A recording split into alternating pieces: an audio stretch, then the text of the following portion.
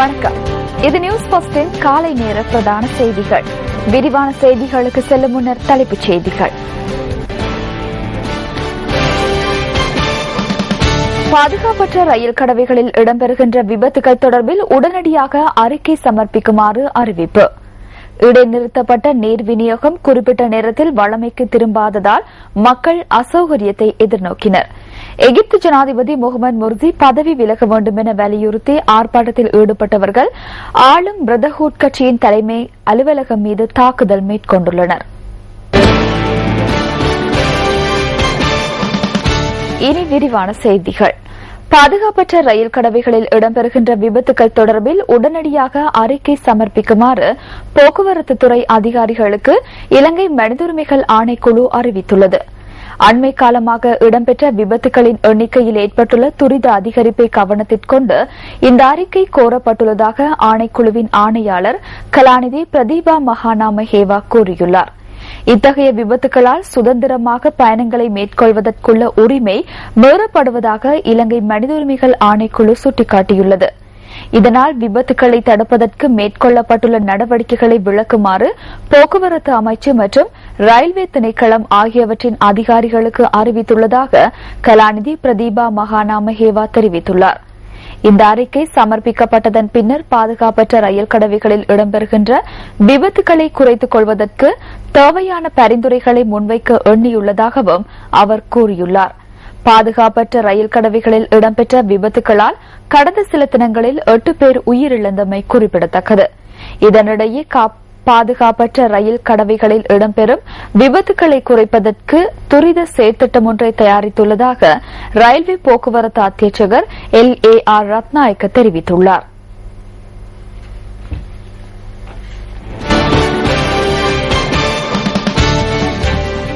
தேசிய நுளம்பு ஒழிப்பு வாரம் இன்று ஆரம்பமாகின்றது. இன்று முதல் எதிர்வரும் 7ஆம் திகதி தேசிய நுளம்பு ஒழிப்பு வாரம் முன்னெடுக்கப்பட உள்ளதாக சுகாதார அமைச்சு தெரிவித்துள்ளது. இந்த வருடம் பிரகடனம் செய்யப்பட்ட 2வது நுளம்பு ஒழிப்பு வாரம் இதுவாகும். இம்முறை நுளம்பு ஒழிப்பு வாரத்தின் போது 5 அமைச்சுக்கள் ஒன்றிணைந்து விசேட செயற்திட்டம் ஒன்றை முன்னெடுப்பதற்கு உத்தேசித்துள்ளதாக சுகாதார அமைச்சு குறிப்பிட்டுள்ளது. இதற்கமைய ஒவ்வொரு அமைச்சும் நாடளாவிய ரீதியில் உள்ள தமது அலுவலகங்கள், கட்டடங்கள் மற்றும் வளாகங்களில் நுளம்பு ஒழிப்பு திட்டங்களை செயற்படுத்த உள்ளதாக அமைச்சு விடுத்துள்ள அறிக்கையில் தெரிவிக்கப்பட்டுள்ளது. தேசிய நுளம்பு ஒழிப்பு வாரம் நிறைவு பெற்றது. அமைச்சுக்கள் தமது விருப்பத்துக்கு ஏற்ப வெவ்வேறாக நுளம்பு ஒழிப்பு வாரங்களை பிரகடனப்படுத்த வேண்டியுள்ளதாகவும் அதில் குறிப்பிடப்பட்டுள்ளது. கல்வி அமைச்சு ஒவ்வொரு பாடசாலையிலும் நுளம்பு ஒழிப்புக்காக வெள்ளிக்கிழமைகளில் ஒரு பாட வேளையை ஒதுக்க வேண்டும் எனவும் சுகாதார அமைச்சு ஆலோசனை வழங்கியுள்ளது. இதற்கமைய பாடசாலையை சூழவுள்ள 200 மீட்டர் சுற்றுவட்டத்தில் நுளம்பு பெருகும் அபாயமுள்ள இடங்களை அழிப்பதற்காக குறித்த பாட வேளையை பயன்படுத்த வேண்டும் எனவும் அறிவிக்கப்பட்டுள்ளது. நுளம்பு ஒழிப்பு நடவடிக்கைகளுக்கு போலீஸ் சுற்றாடல் பிரிவு உத்தியோகத்தர்கள், கிராம உத்தியோகத்தர்கள் மற்றும் சமுர்த்தி அபிவிருத்தி உத்தியோகத்தர்கள் ஆகியோரது ஒத்துழைப்பும் பெறப்பட உள்ளது. இதேவேளை டெங்கு நுளம்பு பெருகும் இடங்களில் 60% வீடுகள் மற்றும் கட்டடங்களில் இருந்து வெளியேற்றப்படுகின்ற நீர் தேங்கக்கூடிய கழிவுகளால் உருவாகின்றமை ஆய்வொன்றில் தெரியவந்துள்ளது. குறிப்பாக ஐஸ்கிரீம் மற்றும் யோகட் கோப்பைகள், உணவு பொதியிடுவதற்காக பயன்படுத்தப்படுகின்ற ரெஜிஃபோம் பெட்டிகள் போன்றவை இதில் முக்கியத்துவம் பெறுவதாக சுகாதார அமைச்சு குறிப்பிட்டுள்ளது.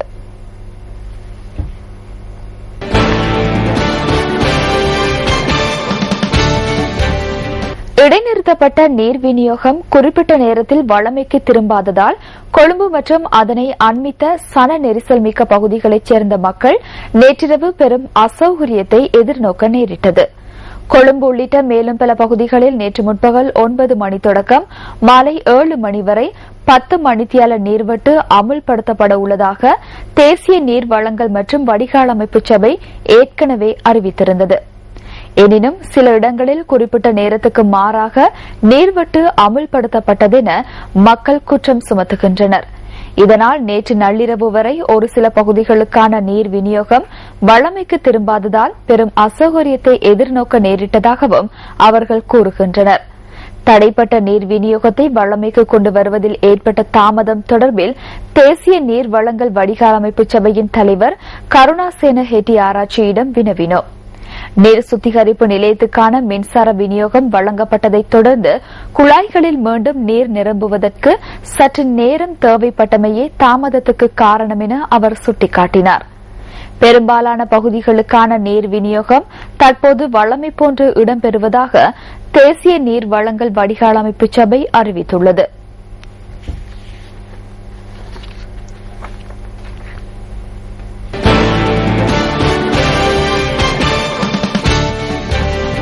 அரசாங்கம் மீனவர்களுக்கு வழங்கும் எரிபொருள் மானியம் தவறான முறையில் கையாளப்படுவதாக கடற்றொழில் அமைச்சு தெரிவித்துள்ளது. இது தொடர்பில் தமக்கு தகவல் கிடைத்துள்ளதாக கடற்றொழில் அமைச்சர் ராஜித சேனாரத்ன கூறியுள்ளார். மோசடியான முறையில் எரிபொருள் மானிய அட்டைகள் பயன்படுத்தப்படுவதை தடுப்பதற்கு தேவையான நடவடிக்கைகளை மேற்கொண்டுள்ளதாகவும் அவர் குறிப்பிட்டுள்ளார்.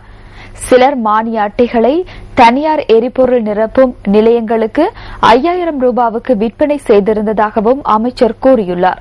இதற்கமைய மீன்பிடி துறைமுகங்களில் மாத்திரம் எரிபொருள் மானியத்தை மேற்கொள்ளும் வகையில் புதிய நடைமுறையொன்றை அறிமுகப்படுத்தியதாக கடற்றொழில் அமைச்சு குறிப்பிட்டுள்ளது. இதனால் மீனவர்களுக்கான எரிபொருள் மானியத்தை கடந்த மாதம் 308 மில்லியன் ரூபாவிலிருந்து 205 மில்லியன் ரூபாய் வரை குறைத்துக் கொள்ள முடிந்ததாக அவர் சுட்டிக்காட்டியுள்ளார். மீன்பிடி துறைமுகங்களில் எரிபொருள் மானியம் விநியோகிக்கப்படுகின்ற சந்தர்ப்பத்தில் மோசடியில் ஈடுபடுவதற்கான சந்தர்ப்பம் கிடைக்காது என கடற்றொழில் அமைச்சு மேலும் தெரிவித்துள்ளது.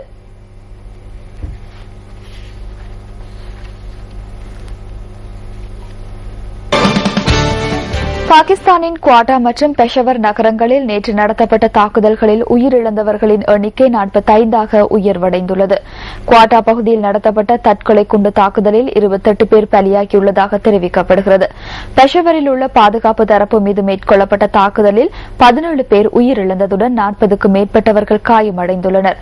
அதிகார பிரச்சினை நிலவும் பகுதிகளிலேயே இவ்வாறான தாக்குதல்கள் நாளுக்கு நாள் அதிகரித்து செல்கின்றன. தீவிரவாதம் தொடர்பில் புதிய நடவடிக்கை எடுக்கப்பட வேண்டும் என பாகிஸ்தான் பிரதமர் கேட்டுக் கொண்டதனைத் தொடர்ந்தே இந்த தாக்குதல்கள் இடம்பெற்றுள்ளன. நேற்று இடம்பெற்ற இந்த தாக்குதல்களின் பின்னணியில் கடும் போக்குவாத குழுக்களுக்கு தொடர்பிருக்கின்றமை குறித்து இதுவரை தெளிவான தகவல்கள் வெளிவரவில்லை. கடந்த 2 வாரங்களாக மாணவிகள், வெளிநாட்டு மலையேறிகள் மற்றும் சிரேஷ்ட நீதிபதி ஆகியோரை இலக்கு வைத்து தாக்குதல்கள் நடத்தப்பட்டமை குறிப்பிடத்தக்கது.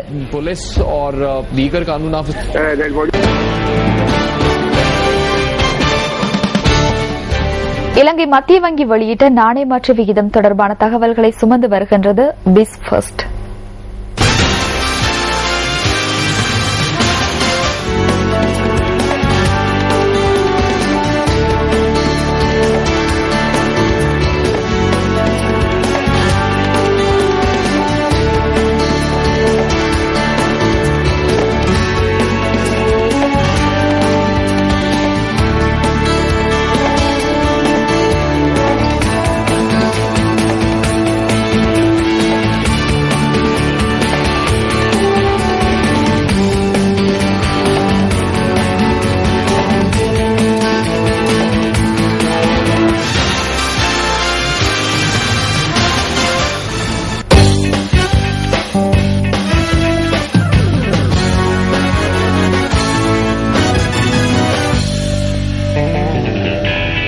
மும்முனை கிரிக்கெட் தொடரில் இந்திய அணிக்கு எதிரான நேற்றைய போட்டியில் மேற்கிந்திய தீவுகள் அணி 1 விக்கெட்டினால் மயிரிழையில் வெற்றி பெற்றுள்ளது.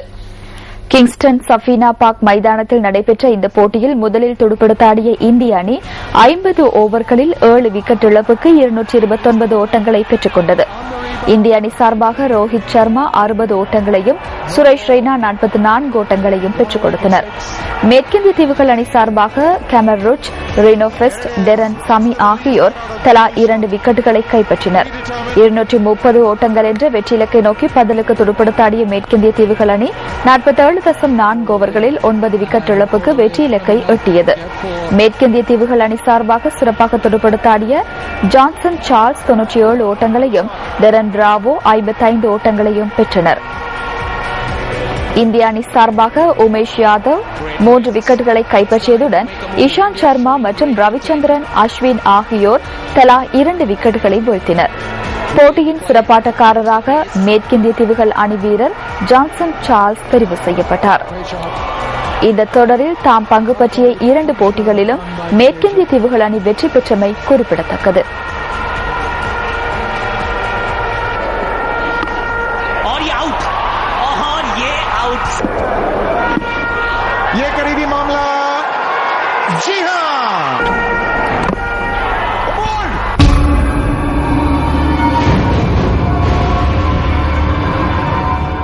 தி ஸ்மர்ஃப் என்ற சிறுவர் திரைப்படத்தின் 2ஆம் பாகத்தின் காட்சிகள் இன்றைய என்டர்டைன்மெண்ட் ஃபெஸ்டில் காத்திருக்கின்றன. சிறுவர்கள் பார்த்து மகிழ்ந்த பகுதி 1 போன்றே தி ஸ்மர்ஃப் 2ஆம் பாகமும் அமையும் என பெரும் எதிர்பார்ப்பு நிலவுகின்றது. There's a village filled with joyful and happy Smurfs. And one particularly handsome, suave, deep-voiced Smurf, whose every word... Okay, narrator Smurf. That'll do. Oh, all right. But not too far away. The evil wizard Gargamel is up to something diabolical. I am making my own creations to help me finally capture the Smurfs. I will call them the Naughties. Where are we? It worked. Close enough. From Sony Pictures Animation. Naughties, attack! Here's my plan. We trick Smurfette into being naughty like us. And she'll have so much fun, she'll never go back. Oh dear. Catch, please. Oh. Don't worry, Smurfette could never be naughty. Why are we going so slow? Let's go! Naughty, naughty. Isn't this fun? Decidedly not! The Smurfs. Guys, I'm just smurfing with you. That is an excellent impression.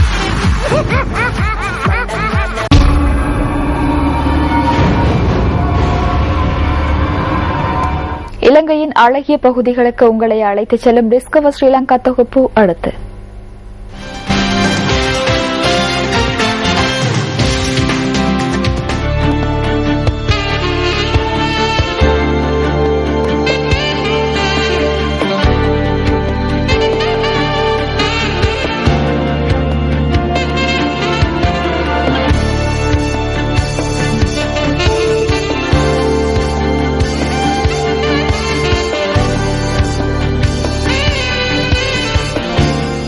இதுடன் news ஃபர்ஸ்டின் என்ற காலை நேர பிரதான செய்திகள் நிறைவு பெறுகின்றன. நமது அடுத்த மணித்திர செய்திகளை 10:25க்கு எதிர்பாருங்கள். வணக்கம்.